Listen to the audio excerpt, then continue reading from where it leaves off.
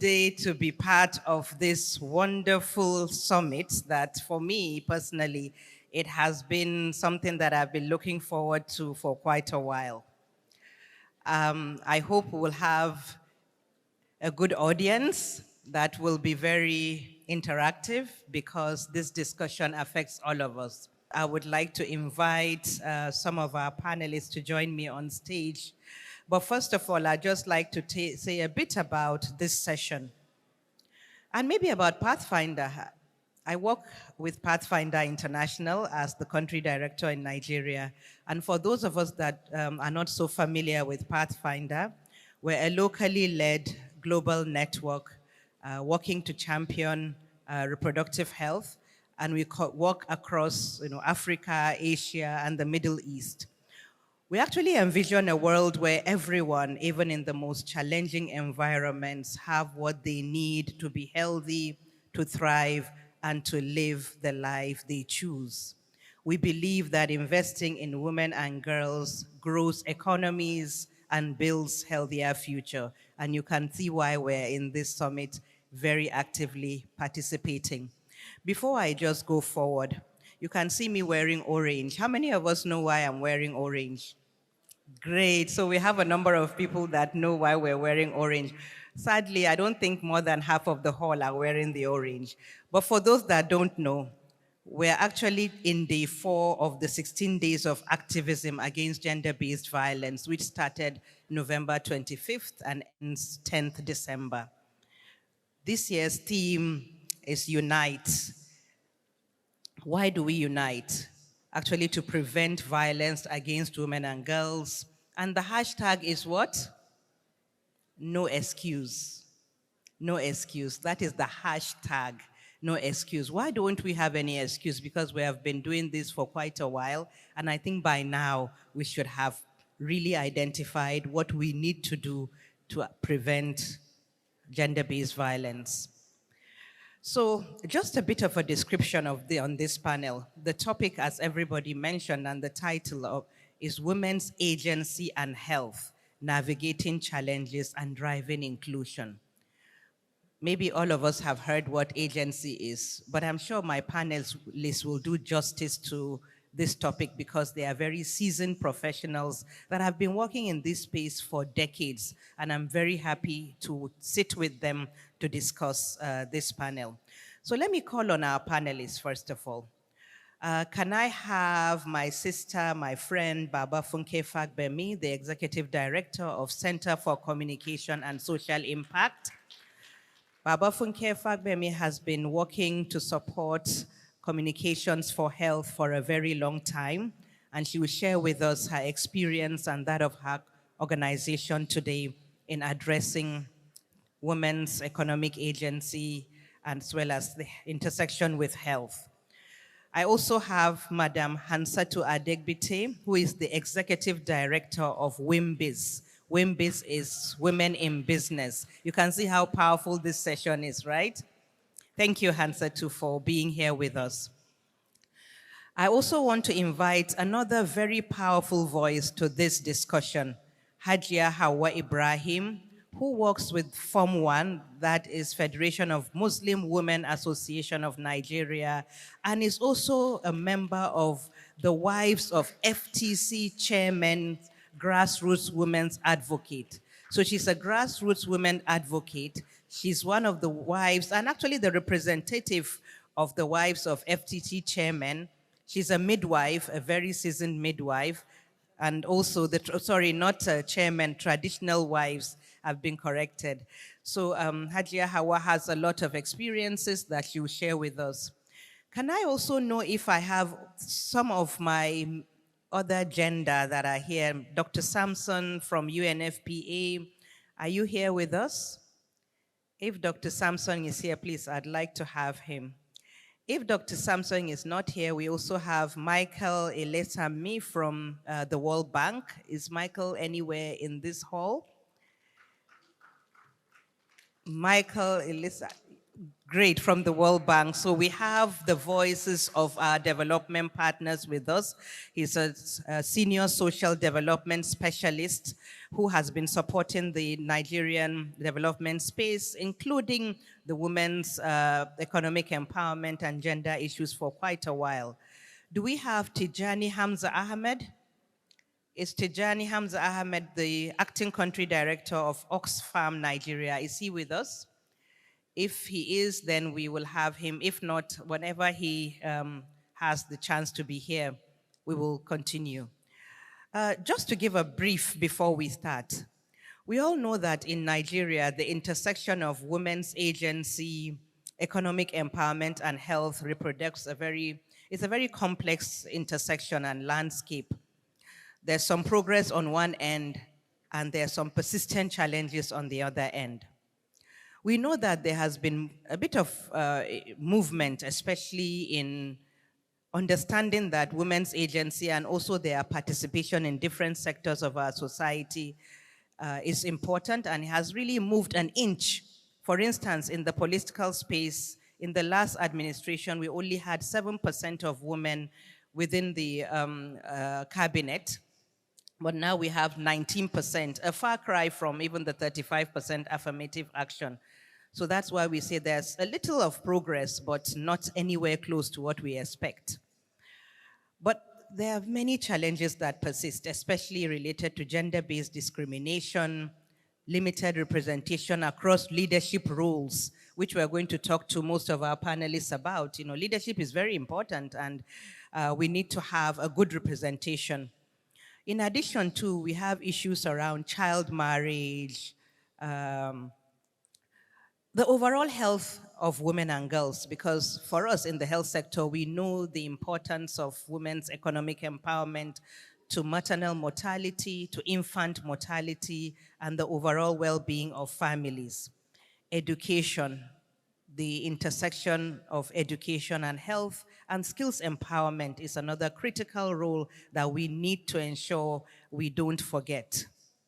So while we have adopted policies and frameworks aimed at addressing the gender inequalities that we have, just like the gender policy in Nigeria, but we still know that many, many stakeholders are needed. And that is why you can see we have development sector here, we have the NGOs, we also have traditional representatives of the Traditional Rulers' Wives Association. And we're going to really have this deep dive discussion around why are we where we are and what do we need to do to really address these very, very practical yet challenging issues. So I'm going to sit with my panelists, and you please follow me in this discussion. Thank you all very much.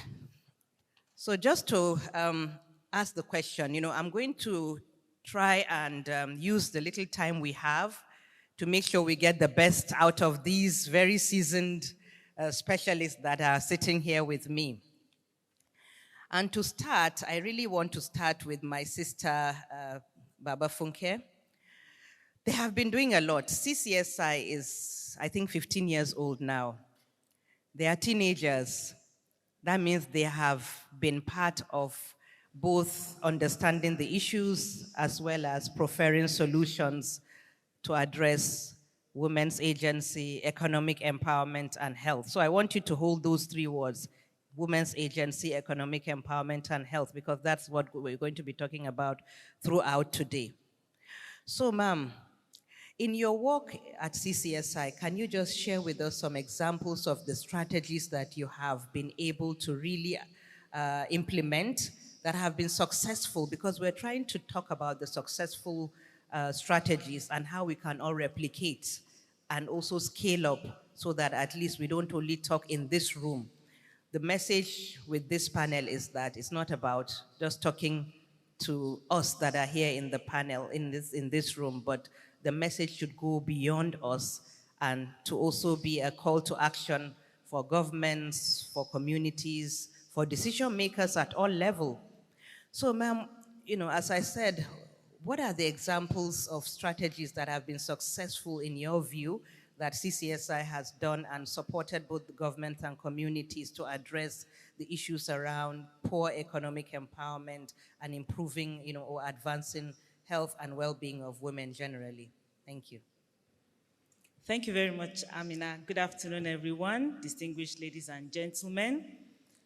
At Center for Communication and Social Impact, we pride ourselves in understanding the science of social and behavior change.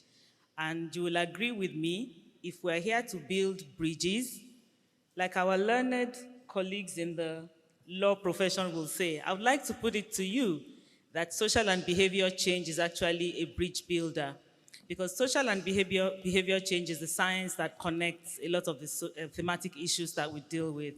And why we are confident about that is talking about women's agency and health. Some of the inequalities that prevent women from being able to take those responsible decisions or preventing them from access to health are actually prevented by some barriers. And those barriers, at the middle of those barriers, are issues like social norms. So at Center for Communication and Social Impact, we definitely look through the lens of behavioral economics. We co-create and we ideate with the audience, undertake research, and use the results of the research innovatively to develop campaigns that resonate with the hearts of the audience, develop messages that are emotive, messages that can provoke the audience to action, and definitely look at the issues from the lens of the client. I actually do have a provocative question, but I'm going to stop there for now because I know we don't have so much time, so my other esteemed panelists can speak. Thank you very much, Amina. Thank you very much. That is very provocative, at least, and we really like to hear from you when we come to the second round. And I think there's a lot to learn with these very seasoned panelists. My sister Hansatu, WIMBIZ has been an exemplary organization in Nigeria, and I have the experience of knowing that WIMBIZ has really brought women together at that high level. So while we have you to talk about the corporate women, those that are really, some of them are really at the helm of affairs, and we're proud of them. We also have Hajia Hawa to talk about the grassroots women and, their own intersection and their experiences. But for WIMBIZ, do you think there are some untapped opportunities to advance women's empowerment that we're not really looking at and considering? Because we know there's some movement, women in leadership, there's a bit of more advancement in that leadership positions. How can women get to where you are and where your members are?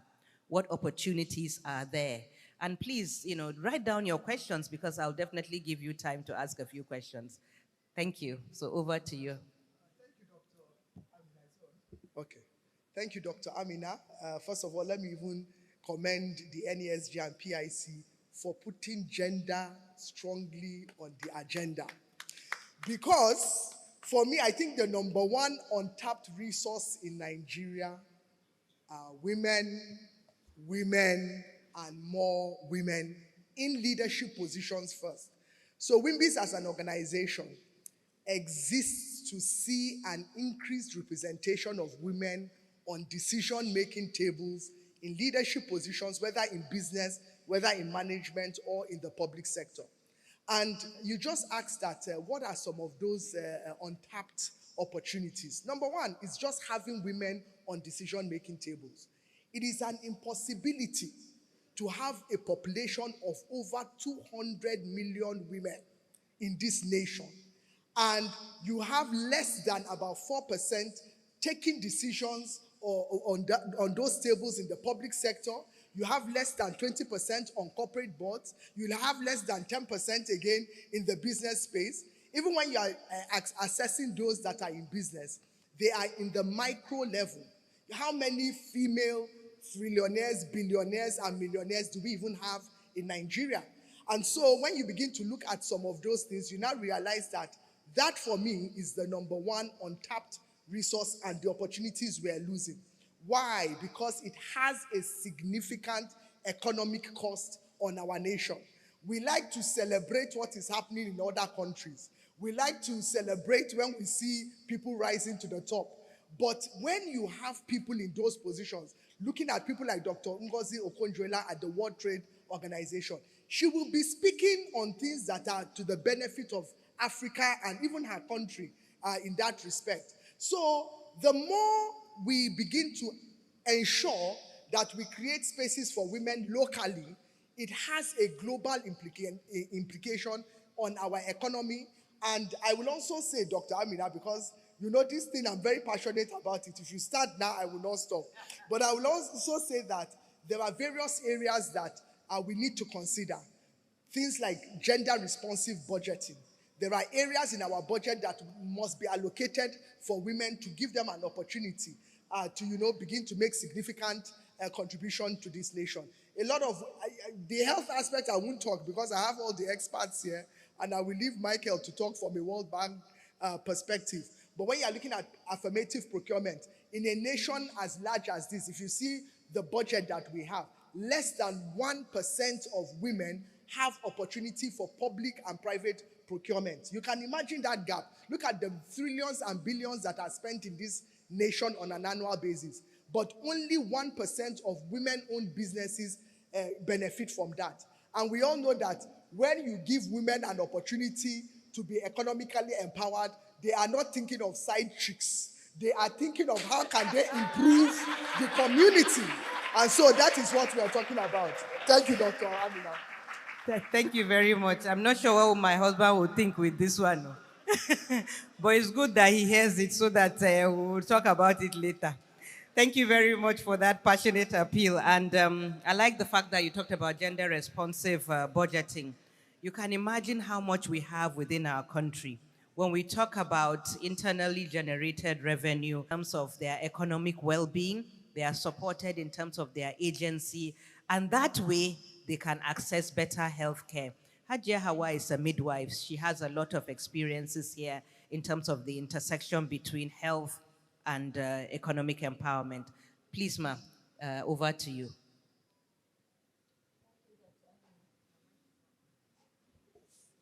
Okay. Thank you, Dr. Amina. Once more, I want to thank everybody. Good afternoon, everyone. I joined my colleagues to appreciate NESG and PIC for this great opportunity. Today, I'm here wearing two caps as a faith-based health coordinator and also as the wife of the FCT, president of Wives of FCT Traditional Rulers. That makes me the lady of the grassroots. Actually, we've been shouting grassroots, grassroots since the time of our blessed memory, late Miriam Babangida, when she came up with the Better Life for Rural Women. And most urban women were the one going along. And it wasn't much carried to the grassroots. Each time we come out, we shout about the grassroots. Yet these things are not getting to the grassroots, unfortunately. Where the grassroots, you can bear with me, had not been carried along all along, and we are really suffering. Things are happening down there in the grassroots. First of all, we have lack of education, lack of awareness, lack of exposure. And when we got the cultural views and also the religious views are affecting us at the grassroots. This one's going a long way. So as a health personnel, I found myself among them. I knew what I went through. And if I might give you a brief history about myself, I was a widow for 15 years with 7 girls to go with. And among green laws and other things, with the little education I had. And I stood on my feet that I have a project which I have to carry. And that project is what? My children. To make sure that the little education I had is what will make us carry on. To teach them and empower them and expose them to the educational values. And I stood my feet for 15 years. And luckily today, these girls, they are all married. Unfortunately, I lost my first daughter, a PhD holder, 2 years ago to cancer. She was a lecturer awaiting her associate prof. But she did what I wanted her to do. And she achieved what I wanted them to achieve. She became a role model to their sisters. She was a mother of 4. May her soul rest in peace. Then the girls today, they can stand on their feet. None of my child will now wait for any man to clothe her or wait for any man to feed her. But unfortunately, at the grassroots, most of our women are waiting for the men. And things are changing. There's a revolution. The world is a dynamic world. We have to wake up. And that's why we took up on our part to advocate that we have to come together, look for some little things to do. Don't always wait for the men. When you wait for the men, you are going to suffer. Get little things to do. It doesn't mean all education true. You can use your own knowledge, invest something, even if with 5,000 or 1,000, start frying akara, start frying masa, make kunu. Don't always sit down and fold your hands until where they bring. So we are out in advocacy, sensitization, and continuous empowerment to see that they are up to their feet and we don't always lie down to wait for the men. Thank you. Thank you. Thank you very, very much. And thank you for sharing your personal experience. We also pray for the soul of your late daughter, who happens to be a friend of mine, actually. That's how connected all this whole world is. Just to also bring to the perspective of our other agenda, as well as the development partner here, the World Bank. Everyone that hears us having the World Bank with us here, I'm sure they have many thoughts around how we can all be supported in Nigeria financially, economically, any way that you can. And I know you've been working in this space for very long, but as a development specialist, can you just share with us how you think the interplay between maybe gender dynamics, power play, we talk about, the World Bank having a focus on ensuring that there's that inclusion. There's also the fact that everyone has access to equal opportunities for development. What experience do you have in Nigeria around the gender dynamics, power play, and the role all those play in economic empowerment of women, linking it to the health sector as well? Thank you. Yeah, thank you very much. First, like my other colleagues, I'd like to commend the NESG and the Policy Innovation Center for this summit. And to speak to your question, I think it might be helpful to also put in perspective what the bank really does, the World Bank.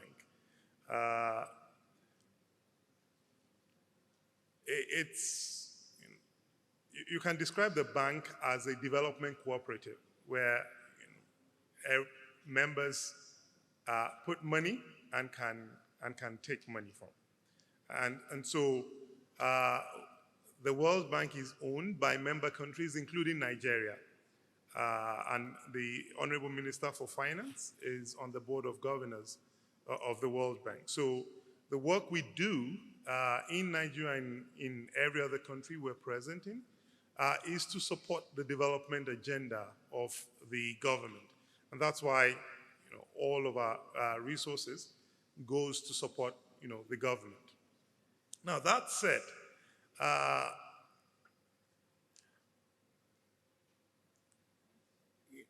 women's economic empowerment and women's agency, two interesting, interrelated, and intertwined concepts. And I think it's, earlier in the morning I was telling some people that we don't have a choice as to whether or not we do women's economic empowerment. It's not, we have no choice about it. It's the thing to do, and it's just the right thing to do.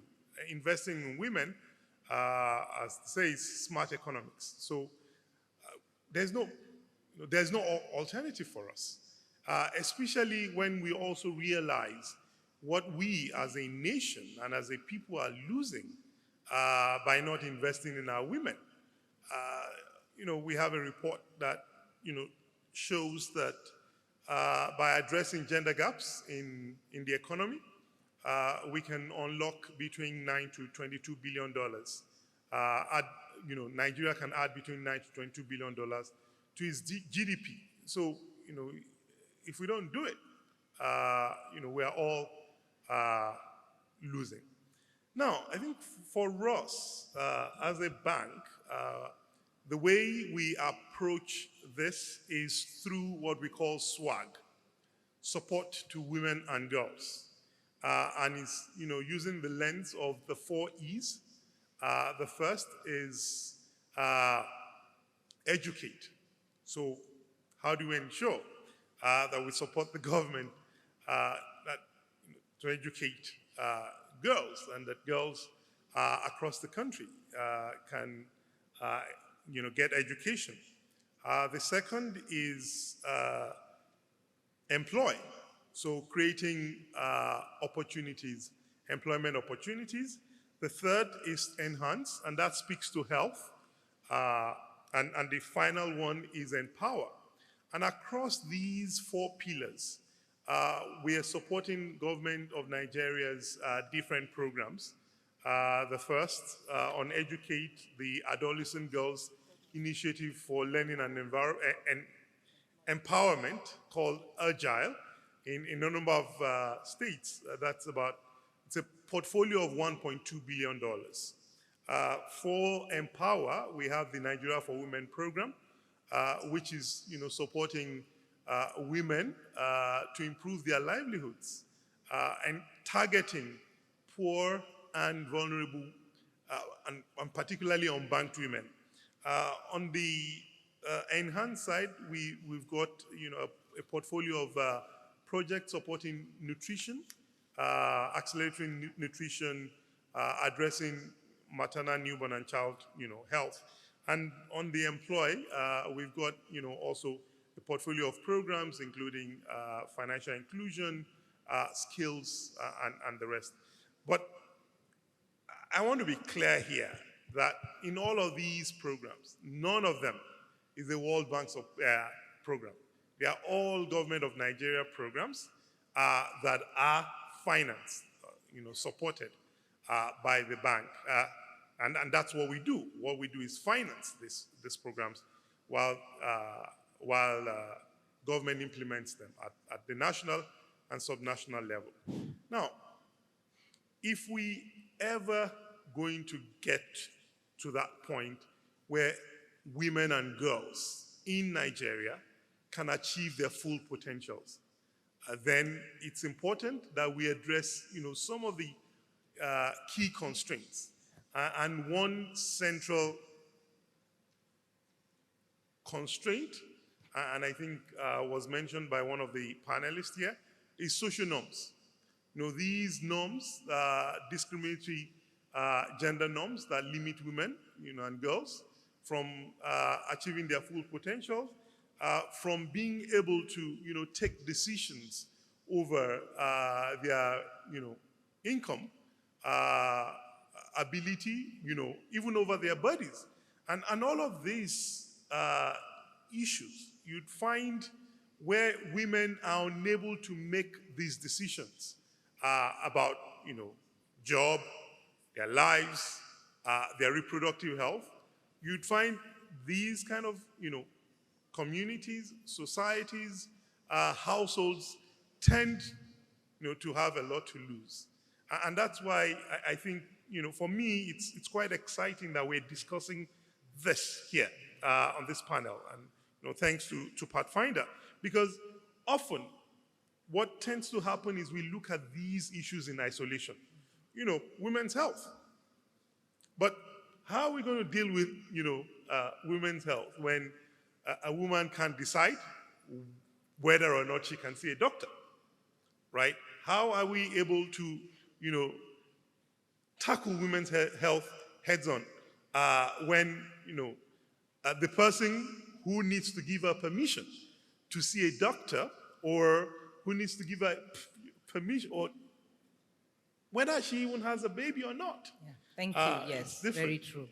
Very, very true. Please, can we have a round of applause for Dr. Michael? Because all of you here should actually ask how you will all tap into those resources that he talked about, And what we learned is that the Ministry of Women Affairs, for instance, is actually leading this.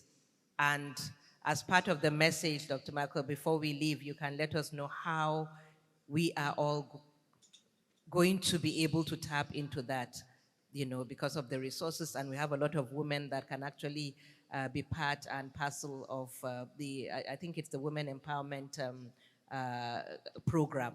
Thank you. Just to say that, I don't know if our other panelist is online. I learned that there's one of our panelists online, but before he comes up, what we are going to do now is to really talk about the future, next steps. How do we change the narrative? And I'll start with my colleague, Baba Funke here, about how this narrative can be changed. How do we dismantle these systemic barriers? What can each and every one of us do? For instance, you can take 1, 2 sectors, even private sector, for instance, and I know Hansatu is here to talk about that. What can development partners do more? What can more women do more? And even at the communities, and as well as all the influencers here, I'm sure there are many influencers in this house. How can they, communicate this information and make sure that at least through this forum, we are able to begin changing the narrative and not come back next year or next 2 years to talk about the same issues, but to discuss the learnings after another year of implementation. So if you can share with us what you think we can do going forward, that would really be helpful. Thank you. Thank you very much. Thank you very much, Dr. Amina. I think we need to ask ourselves the question, and the question for me is, what really is the tipping point? A lot has been done by all stakeholders. Government is in the forefront leading this. Partners are supporting government. A lot of CSOs are doing what they can do. But can I ask you, how do you market a product that you cannot feel? So if you were to give me a color for women's agency and health, what would that color be? Would it be orange because she's wearing orange? Would it be yellow? Would it be black? Would it be brown? And if I were to ask you if women's agency and health should have a name or personality, what would you give it? The only reason that commercial advertising is making a success of it is because they are pushing the correct brand. Until we brand women's agency and health as priority, and we brand it as if our whole life depends on it, we are still going to be singing the same song. So how can you market a product that you cannot feel, that is not tangible? Until you hold women's agency in your hands like this, and you know that if you're not directly affected, you are indirectly affected, we are still going to be doing the same thing. Local solutions solve local problems best. It's almost a cliche, but how well do we practice this? We need to co-create with the local people. We need to bring the women on board. We need to bring young girls on board and stop coloring our efforts and saying we are working with them when we're actually doing it for them. So are we empowering them and are we still holding their hands, or are we empowering them and letting them take action? I mean, let's call a spade a spade. A lot of money has gone into women's agency and health, and we also have some successes, but we are far from the mark. So I'm going to leave you with that thought. How are you branding women's agency and health? And what does it really mean to you? But maybe lastly, before I hand over, how much do we really care? Thank you. Thank you very much. Thank you for that powerful, powerful addition. How much do we really care? How do we brand women's agency and health? What products are we selling? I've learned a lot today. Thank you very much. Hansatu, can you also kind of respond to that from your own lens, from your own experience, what needs to be done and who needs to do that? Thank you. First of all, from a gender perspective on a national level, and this sort of speaks more to the legislative arm of government, the 5 gender bills must and should be passed. That is the first step from a legislative point of view. The second, for me, from the executive level of government, obviously, as I said earlier, We need to see more women. I will say the current administration has tried. They have appointed quite a number of women, but we're not yet there. At least we should have about at least 35% of women in the public sector leadership positions.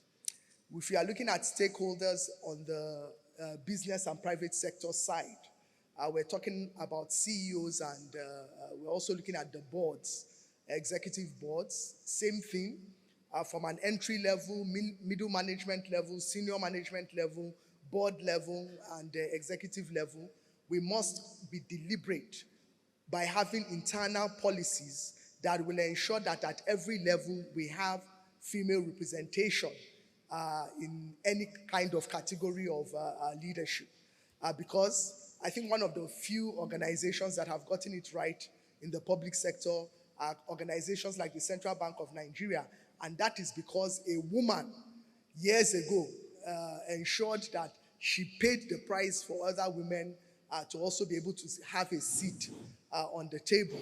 And that is Mrs. Osaretin Demuren, who was the first female director in the Central Bank of Nigeria. So she has already left a trail of legacy, and that speaks to what an individual can do. If you look at the financial services now, you will see a lot of products for women-owned businesses, products for women. A lot of research had gone into that. One of the things that you always find out that women complain about when they were even looking for financial loans from banks was the fact that a lot of women don't have collateral to secure bank loans. And women that sat on different bank boards and executive platforms were able to put into policy in the banks and develop products that led to financial instruments given to women-owned businesses without a need to pay collateral. So all these things are what people do as individuals. But again, I will say that there are so many stakeholders that we need to be deliberate in partnering with. One of them are our media partners. We must develop good relationship with our media partners and be able to create a narrative when it comes to the information that we want to pass out, and we must be consistent with that narrative until people have a full understanding of what we are trying to do. And I will say we must end gender-based violence, sexual-based violence, and violence against women and girls. Thank you. Thank you. Thank you very, very much. You can see, this powerful panelists here that we have, and I'm sure we would love to hear everything they have to say, but unfortunately, time is not on our side. One key message, I think, for me, for all our audience, is those of us that are not members of WIMBIZ, we should hold hands to try to be part of WIMBIZ because of the connections and the networking opportunities that are there across board. Across board means that different women groups, different levels, and how you can also unlock those potentials to be able to support each other. Please make sure that you don't leave here without getting that contacts. I'm sorry, Hansa, I've opened the floor doors, but I think that's my job here. Thank you. Hajiya Hawa, please, can you also respond to that same question, especially for women at the grassroots? What should we do? How should we move? What haven't we been doing, and what should we do more of? Thank you. Thank you. I want to crave the indulgence of the society. First of all, I want to divide my own way forward into two, to the society and also to the government. To the society, please, my sisters and brothers around, each time we go to our villages, let's find out. Let's go close to our people and see what is wrong with them. What do they need? Let's feel that their pulses. When we go for Christmas breaks or any holiday, let's feel them. When we sit down here in urban places, we may not know what is wrong with them. We have people at home, so when we get there. So also CSOs who do continuous advocacy, sensitization, also to reduce the cultural and religious norms that are affecting these people. There are so many norms, just as my colleagues have said, that is affecting them down there. Tell them the world is now dynamic. Let's get out of that so that we'll see and improve better. We also teach them And we try to get their knowledge, teach them on little things, what to do, some knittings, sewing, get the girl child, advocate on the girl child education. God were the days, early marriage. Early marriage is suffering. Let's advocate them, let's sensitize them. Get these girls out and get them educated. They will be able to, they will be more productive instead of going to sit down there and suffer, waiting for the man always. These are the things that's to the society. We will not be tired of doing that. It's a continuous thing. Then to the government, want them to please bring like healthcare services to our doorstep. There are some healthcare services there in the villages, down there. Even here in Abuja, as we call FCT, there are some villages within the FCTs that the medical services are not reachable. You just go there, just an edifice. The workers, you find that the medical director is sleeping in Gwagwalada or in places where they are, but right there in the grassroots, he's not there. When there are emergencies, they are nowhere to be found. We've lost several cases like that. So this, I want the government also to take it on their part to please bring these health services to our doorsteps and encourage the workers to please enhance. When we apply, if we apply to do this work, we don't want to stay in the villages. And at times, government come up with some policies that are not carried out. Like when the MSS came up, the MSS was there to improve lives of people. I was saying it the other time we met in Lagos with Dr. Ejike. I said the MSS failed. He said he didn't fail. I said yes, because it's only nurses and midwives that they can look down on. They said they should go to the fields, go into the bushes, and to be paid 30,000 after my 35 years of retirement. How do you want to put? I will be disturbed from my sleep, and to come up with 30,000. Then the chairmen were supposed to augment. Some did, some didn't. Most of our children say, sit at home, enough is enough. And the young girls that are taken there to the grassroots, of course they want to get married. Meet their boyfriends in urban places. They refuse to stay. Do you blame them? It's with the old people that we stay at the grassroots, yet we are not encouraged. Please, to the government, when you come out with policies, let us enhance these policies to make the women. Progress, we are always at the receiving end. It's the women that are always at the receiving end. And my colleague has said, the men, we don't wait for the men to say, go to the hospital before you go. A mother-in-law is seated there, authorizing her own authority over the daughter-in-law. You must not go. Your husband said you shouldn't go anywhere. And this is the agbo I took when I had your husband. You have to take it.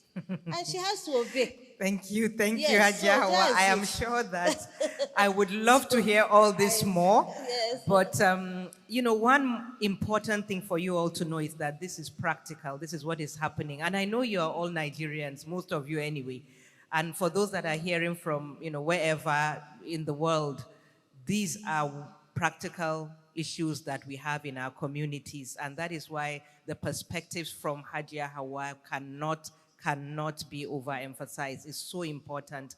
And for me, what you have said in the sense that each one of us, each and every one of us, even during Christmas that is coming, how can we help our neighbors, in terms of economic empowerment, identify what their problems are, and how can we really kind of try to just support in the little way that we can.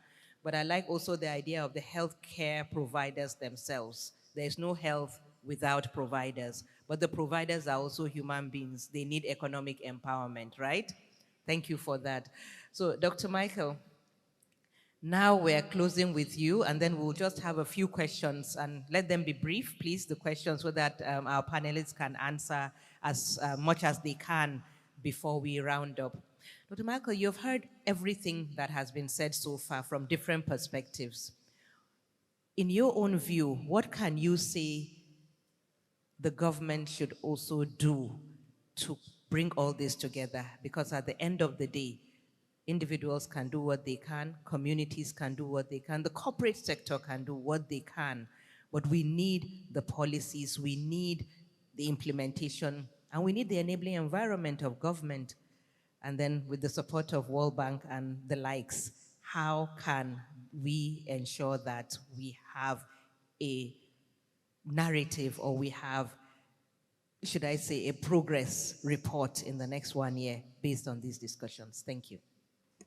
Well, thank you very much. What can government do?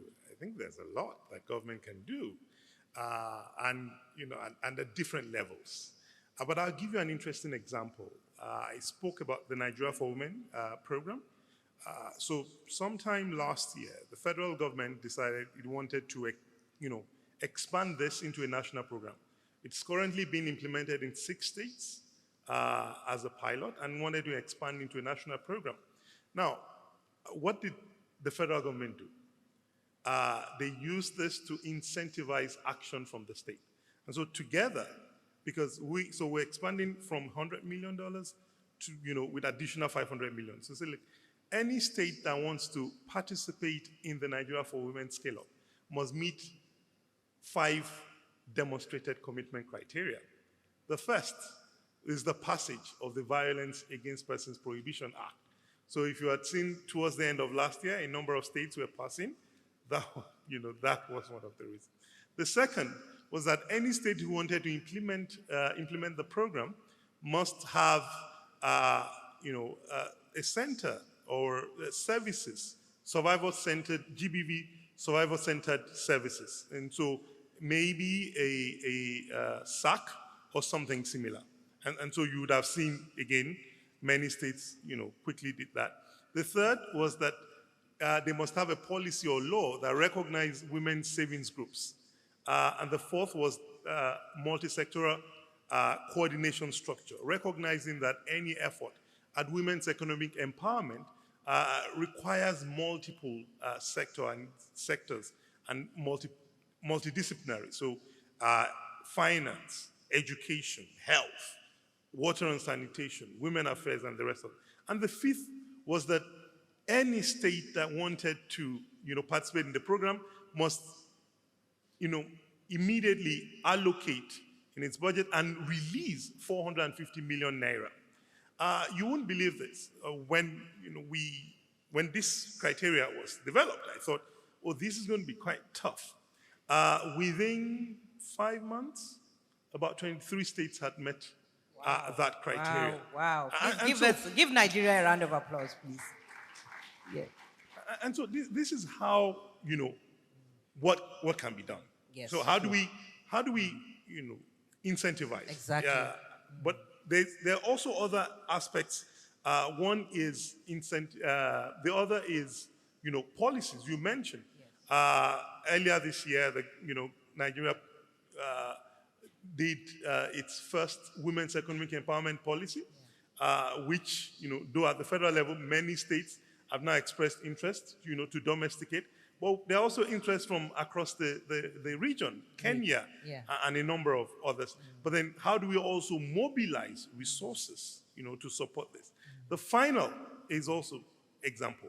And I can tell you, for instance, that government of Nigeria has 2 programs that are investing in social norms. One in education and one in women's empowerment. And look, let's not kid ourselves. As development, practitioners, experts, we all want to see, want to do this exciting stuff, but no one has the ability to scale like government. Great. So all of us have to support the government to, scale this kind of programming so that we can see the kind of, Nigeria we want to see. Thank you. This is, thank you for closing with that, Dr. Michael, because I'm not sure a lot of us know much about the Women Economic Empowerment Policy and even the Nigeria for Women program. Can you raise your hand if you have heard about it, please? The Nigeria for Women. Oh, really? Oh, anyway, it's still not up to 50% though, but so, and imagine that this group is actually not the group that you would think would not know much about it. So please, the message is let's also try to find out, get the information, because without knowledge, we will lose a lot of opportunities. It's great that the government is actually putting systems and processes in place to encourage, incentivize states to do the needful. And I hope that we have some state government representatives even in this hall, because at the end of the day, implementation is at the state level, right? So with that, do we have a few questions or clarifications that we can just entertain in the interest of time? Is there anyone that is moving with the mic? Any roaming mic? Okay, can you just come forward so that we can have you join us here? So can maybe three, you can all come and take a step here, and I can invite you to please be brief so that we can have them respond, and then be direct. Who do you want to answer your question? Thank you. And can you please introduce yourself? My name is Dr. Margaret Fagboyo. I'm a CEO of FDD Consulting. My question is to Michael. I know I was special advisor to Governor Fayemi on development partnership when the program came in. And I remember that when you contacted me, within a week, Ekiti met up to the criteria. Good to know that 23 states have signed up. But what can you, at the World Bank level, also do to make sure that the other states qualify for the program?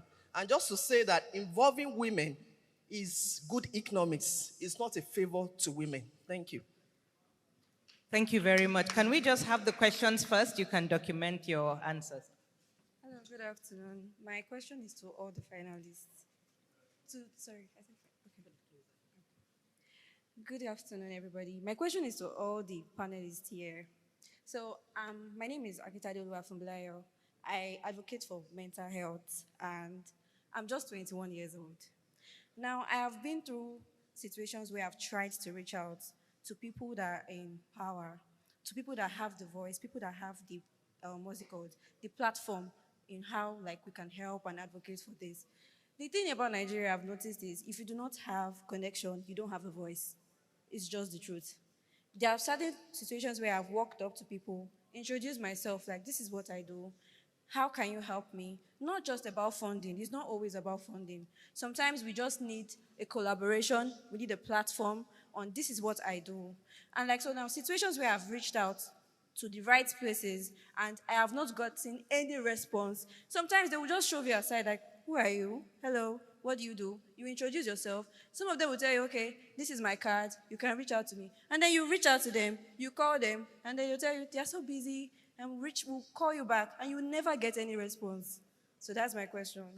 Thank you. Thanks for asking that question. Thank you. My name is Honorable Doris Amaka. I'm the National President, Coalition of Young Female Candidates, and also Young Women in Leadership, and also the National Coordinator, Uju Kennedy's support group. My madam just left here. So my question is I'm asking all of you this question, not one person. One is on the early marriage. What can stakeholders do to make sure that the early marriage of our girls in Nigeria is eliminated? That is number one. Number two is on mentorship. We are talking about 35% affirmative in action. We are talking about girls' child inclusive in government. How are the elderly female politicians going to come together and mentor the younger ones so that we can get results? Thank you. Thank you. Thank you very much. I'll give just a minute for each of our panelists to just respond because we don't have time.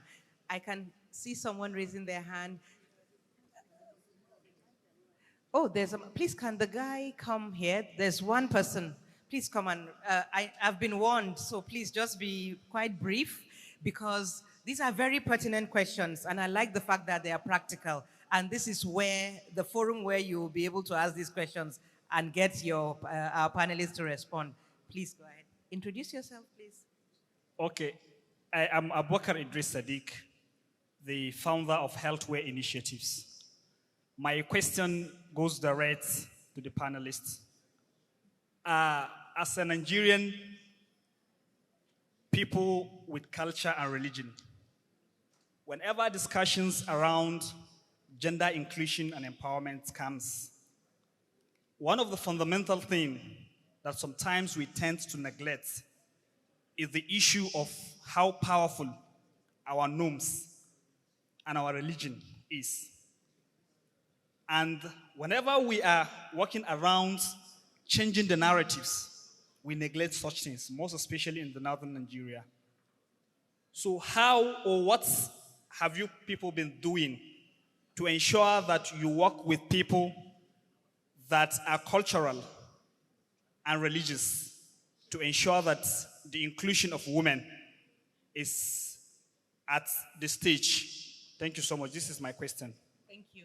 I'll ask Hadia Hawa to answer that question specifically, but I'll just give my panelists just a minute so that they can. I'm so sorry. I know that you all have so many very important questions, but we need to just do this round, and I'm being warned. Thank you. Thank you very much. I will start with the gentleman who spoke before Hajia picks it up. We have actually recognized the role of culture and religion.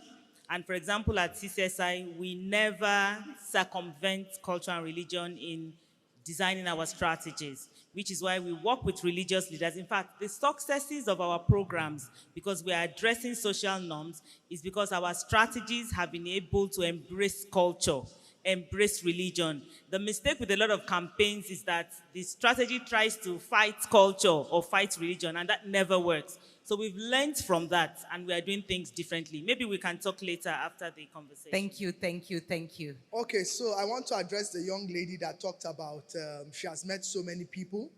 One of the things I will say is that busy people are genuinely very busy people, but you must keep at it. I'm a living proof that you pursue, you must articulate what you want clearly, but you keep at it. You don't give up at any point in time. And find ways to solve a problem for them. Volunteer, do something so that you also get their attention. It's not just always about just help me. Find a way to solve one problem. They will definitely embrace you. And then the lady that talked about mentorship for women in politics, I will say that you have to continue to gather, identify the organizations that can gather these women to make it happen, like the UN Women. I know WIMBIS has also done a Women in Politics mentoring program. So you need to identify organizations. Women in Politics Forum is also doing that, and so many other organizations. But we just need to amplify it. Thank you. Perfect, thank you. Ajia Hawa? Okay, thank you. Let me tell, first of all, the lady Ajia that Hawa, please, asked can you come closer to the mic? How will we tackle the early marriage, is it? Okay. I think I've said it earlier, we encourage the girl child education. It's education. When you encourage that education, they will not get married early. By the time they finish primary, they too will have interest of going further instead of taking them for marriage. The parents will be encouraged. So let's try to encourage that and also advocate to the parents the importance of education. We are all educated here. We know the importance. The little gain we have, let's express it to them. We can make some people role models, show them examples of this, of that, who had become this through education. With that, they will be, even within the village context, there are people we can use as role models. That is that. Thank you. On religious and cultural values, it's a very critical thing and very sensitive issue. Culture, we have to tread it gently. You can't fight culture. You can't go at once to attack them. We must stop it. But there's a way we can do it. We'll tell my mother-in-law, please, hospital, let her go. If they may see some other things. They have some machine that can tell you what is happening in there. All right. If she try to convince them that visiting hospital for delivery or for their illness is very important.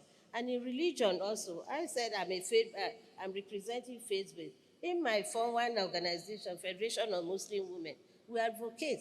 We tell our imams during sermons on Fridays, we educate them to please make some sermons about this DVB, all other devices that are against women, something. Women empowerment, they can do it in their place. And in churches, we work with Wobican. Thank you. We go about with Wobican. We preach this in the churches too. They can put it in the sermons. Please, let's advocate through this. So thank you very much. There. Thank you. Yes, Dr. Litame, thank you. Right, thank you very much. Dr. Fagboyo, it's good to see you again. And I would like to commend, the work that yourselves, you and the Ekiti State government did to really push this. I think the interesting part about the Nigeria for Women program is that the demand to expand it into a national program came from the Nigerian Governors Forum. And they were the ones who pushed even the federal government to prioritize it and then make it happen. What are we going to, do to encourage other states to be able to, benefit from this program? My sense is we will go back to the same forum because that's where all of the governors are, and hopefully, they're a really powerful force. But one interesting thing we saw when that even led to this whole competition was that many governors were saying, look, hey, I'm benefiting from this. And then others were asking, how did this state get it? How did this state in North Central, or this state in Southeast get it? And I didn't get it. And then became, no, we all have to. And so we will continue to work with the Governors Forum to, encourage other states. Thank you. And to the gentleman who asked about, role of culture, I think it's important that we recognize how powerful leaders of faith and culture are, and that we're very deliberate in working with them to, address these norms, because whether we like it or not, they have significant influence and followership, and just helping them, to see this. In my experience, when we work with leaders of faith and culture, they, champion, once they recognize this, they champion and run with it. Thank you. You don't have to do any work after that. Yes, thank you so very much. I don't know what we thought when we said we were going to discuss women's agency, economic empowerment, and health within an hour. I really don't know how we thought about that. I hope we were able to talk a bit about the issues and potential solutions that have worked, and as well to have the connections with my panelists so that you can continue the discussion today and tomorrow and going forward. Thank you all very much for being wonderful audience, and I thank my panelists for the wonderful, wonderful contributions. Together, Nigeria, we will definitely succeed if we continue on this path. Thank you all and welcome.